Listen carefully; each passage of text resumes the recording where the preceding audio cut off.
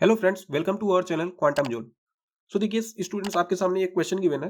यहाँ पे क्वेश्चन क्या बोल रहा है कि इफ जीरो, यहाँ पे एक कंडीशन दी है कि अल्फा वन अल्फा टू, यानी ये क्या है, आपके एंगल्स हैं। ठीक है, एंगल्स क्या कहाँ लाई कर रहे हैं? फर्स्ट क्वाड्रेंट में। ठीक है, फर्स्ट क्वाड्रेंट में कैसे? ये जीरो से ग्रेटर होना चाहिए, बट पाई बाई टू के से इक्वल होना चाहिए। ठीक है, तो ये क्या हो गई? कंडीशन आपकी दी है।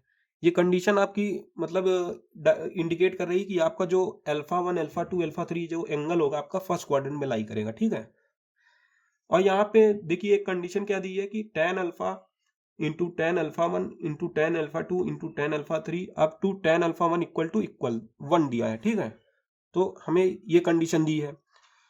नेक्स्ट हम पढ़ते क्या हुआ कि find the value of cos alpha one and cos alpha two cos alpha three up to cos alpha N, यानी इसकी वैल्यू हमें क्या करनी है? फाइंड करनी है। इस पर्टिकुलर क्वेश्चन में हमको ये फाइंड करना है, इसकी वैल्यू। ठीक है, और हमको ये दिया हुआ है और ये कंडीशन दी है। तो हम इस कंडीशन को पहले उतारते हैं। तो यहाँ पे देखिए क्या होगा, tan alpha one into tan alpha two into tan alpha three up to tan of alpha N equal to N one. ठीक है, अब यहाँ पे देखिए एक कंडीशन देखिए यहाँ पे दी हुई थी। यहाँ पे देखिए ये कंडीशन क्या है कि ये अल्फा जो है आपका एंगल जो है फर्स्ट क्वाड्रेंट में लाई करेगा। ठीक है, अगर मैं इस सीरीज को देखूं, पर्टिकुलर सीरीज को, तो ये tan alpha one alpha two alpha three up to tan alpha N तक की जो वैल्यू गिवन है ये वन है। ये कितनी है? वन है। ठीक है, तो ये टेन अल्फा यानी अल्फा की किस वैल्यू के लिए ये इक्वेशन सेटिस्फाई होगी, यानी वन के इक्वल होगी। अगर मैं 30 रखूं, टेन 30 कितना होता है? One by root three. Tan 30 होता है वन बाई रूट थ्री, तो one by root three into one by root three which is not satisfied this particular equation. So alpha की वैल्यू अगर मैं 45 डालूं, अल्फा की वैल्यू कितनी डालूं? 45, या फिर आप रेडियन में पाई बाय 4 बोल सकते हो। ठीक है, तो अगर अल्फा की वैल्यू 45 डालूं तो देखिए टेन अल्फा टेन 45 कितना होता है? One into one into one into one up to n तक, यानी ये क्या हो जाएगा? कंडीशन क्या हो जाएगी हमारी? होल्ड कर जाएगी ना, this particular equation hold the condition. ठीक है, तो ये क्या हो जाएगा? अल्फा की वैल्यू 45 पे ये कंडीशन होल्ड कर जाएगी। तो सिमिलरली इस इक्वेशन में हम अल्फा की वैल्यू अगर सब्सटीट्यूट कर दें, यानी 45 डिग्री रख दें, तो यहाँ की वैल्यू हमें फाइंड मिल हो जाएगी। ठीक है, हम लोग फाइंड कर लेंगे।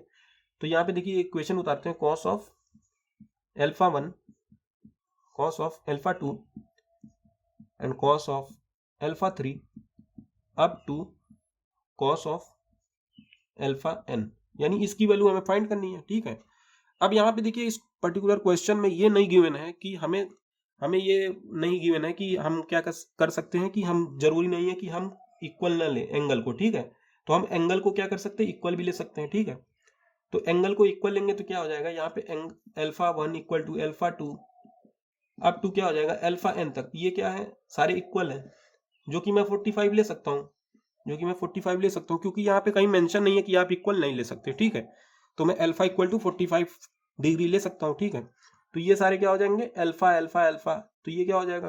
Cos of alpha into cos of alpha up to cos of alpha N.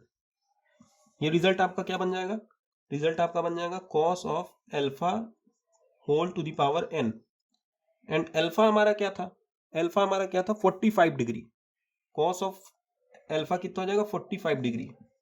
Cos of 45 degree to the power n, and cos 45 is equal to 1 by root 2 whole to the power n। यहाँ पे हम solve करेंगे तो कितनी value आ जाएगी? यहाँ पे आपकी आ जाएगी 2 to the power n by 2।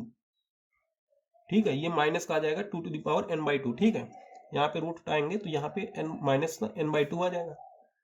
सो इसका अगर फाइनल रिजल्ट हम लोग देखेंगे तो 2 की पावर n बाई 2 आ जाएगा। ठीक है, तो इस पर्टिकुलर जो सीरीज थी हमारी cos alpha one alpha two alpha three up to n तक, इसकी वैल्यू कितनी आ जाएगी? 2 to the power n by 2।